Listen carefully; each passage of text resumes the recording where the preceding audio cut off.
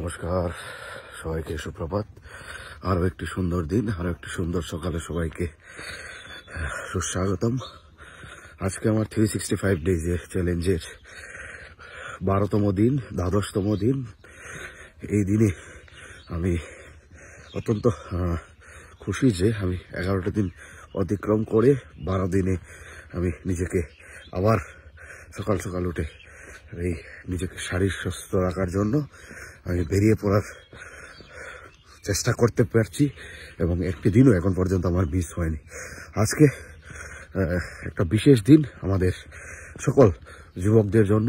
আজকে 12 জানুয়ারি 1963 সালের 12ই জানুয়ারি মহান এক ব্যক্তিত্বের জন্ম হয়েছিল। ওনার নাম স্বামী বিবেকানন্দ।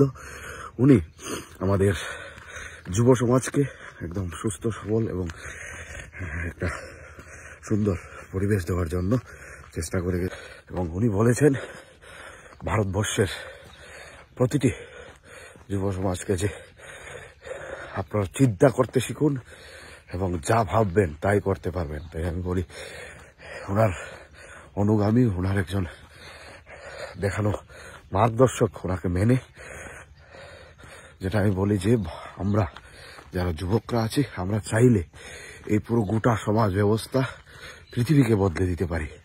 তাই আজকে ওনার জন্মদিনে বিনম্র সশ্রদ্ধ প্রণাম এবং ওনার ভাবনা চিন্তাধারাকে আরো বেশি হৃদয়ে ধারণ করার অঙ্গীকার নিচ্ছি। আজকে টার্গেট হচ্ছে 5 কিলোমিটার হাঁটা এবং 1 কিলোমিটার রান করা। এর জন্য বেরিয়ে পড়েছি। আর আজকে যেহেতু 163তম স্বামী বিবেকানন্দের জন্ম জয়ন্তী, এই জন্ম জয়ন্তীতে নিজেকে আর একটু স্ট্রেস, ওনার কথা বলা, ওনার অনুপ্রেরণা যেটা উনি দিয়েছেন যুব সমাজকে, সেটাকে পাথেয় করে আরো 2টা মাস ক্রস করা, আরো এগিয়ে যাওয়া, এই প্রতিশ্রুতি রইল। আজকে 12 ডেজ আমার 365 ডেজের চ্যালেঞ্জে আমি বলছিলাম যে একজনও যদি আমার কথায় উদ্বুদ্ধ হয়ে সকাল সকাল নিজেদের শারীরিক সুস্থ রাখার জন্য বেরিয়ে পড়ে, তাহলে নিজেকে এই জানুয়ারি মাসে ভাববো যে সফল।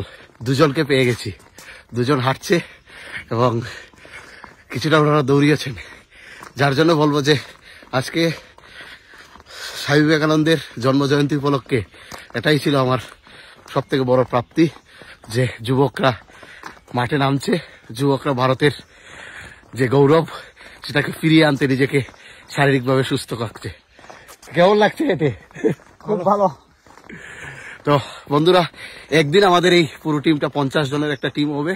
সেদিন আমরা কাঞ্চনপুর যাব এবং কাঞ্চনপুর গিয়ে মহকুমা শাসকের অফিসে, সেখানে গিয়ে আমাদের এই যে প্রতিদিন হাঁটা সেটাকে শেষ করব।